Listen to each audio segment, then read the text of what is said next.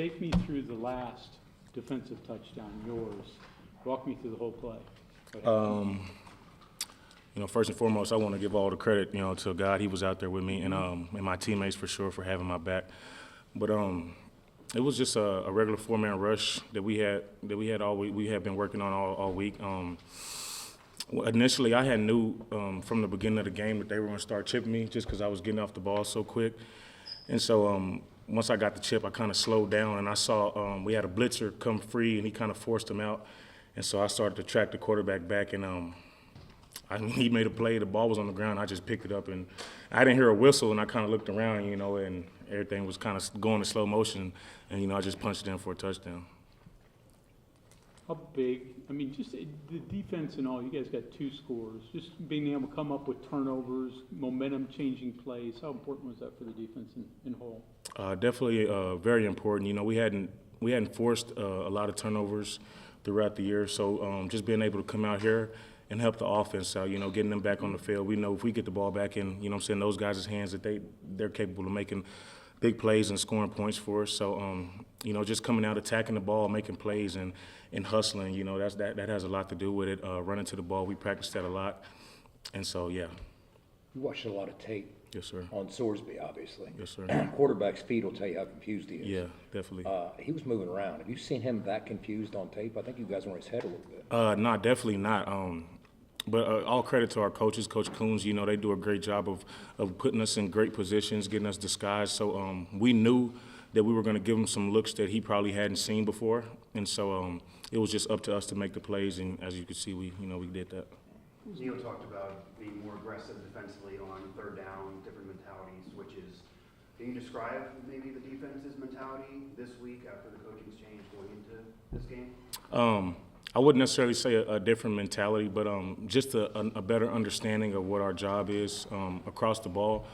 And, Coach Coons, when he got the promotion, his first thing was telling us that we're going to put our best players, we're going to do what they're good at. And so I feel like that's me being a part of that as well, just getting me in the rush more and getting our guys that they can go get after the quarterback involved more for sure. Do you guys do anything different as far as getting to it? I saw one time Ty came to the middle instead of going outside, which I don't know if it doesn't happen too often, it seems like, but just more fun stuff, getting around offensive linemen or getting freed up in different ways. We knew that, they're a big stretch team, so they like to run the ball, outside and away, and so a lot of times backside, we're kind of taken out of the entire play. So just being aware, and I think you may have seen them fold one time or fold backside. But yeah, just being aware. Coach always tells us to play free, play loose, and just go ball. And so that's what we were doing. We knew coming off the bye week, we were well rested. We knew what we had to do, and so it was just up to us to go out and make plays. Your last touchdown, go back to your quarterback days. When was your last touchdown? I can't even tell you, man. Probably senior year, sometimes my senior year of high school playing quarterback. But it was definitely fun to get back in there for another touchdown. Did you guys realize how big of a momentum change that was? They're starting to make a run. So. Yeah, in the moment, not really, because we didn't know if they were gonna give it to me or not. But once they ruled it a touchdown, we knew we just had to get another stop or two, and the offense was gonna put the game away. And so, coming out after half, we knew that we had to come out and set the tone early, get a stop, and then, it was just up to us to do what we do. Were you confident that was going to stay TD? Well, yeah, because I asked the ref, I was like, is it a touchdown? He was like, yeah. And then Coach Brown was talking to the refs, and I heard him yell out PAT, and I was like, yeah, it's good. And so my teammates, they let me know as well that I got in there. Going off of that, the momentum of it, when the crowd was out of it for a little bit and then they got back in, what were you saying to each other on the sideline to kind of calm us down? Really just the same thing we've said all year, just take it one play at a time, be where our feet are. That's been the entire message Coach Brown has been establishing to us all week, just be where our feet are. And at that moment where our feet were was that next play. And so, like I said, it was just us to just stay calm. We trust in each other. As a defense, as a team, we have so much trust in one another and belief in one another that it's never a hesitation or never a doubt in the moment. Okay. You talk about being in the moment where your feet are.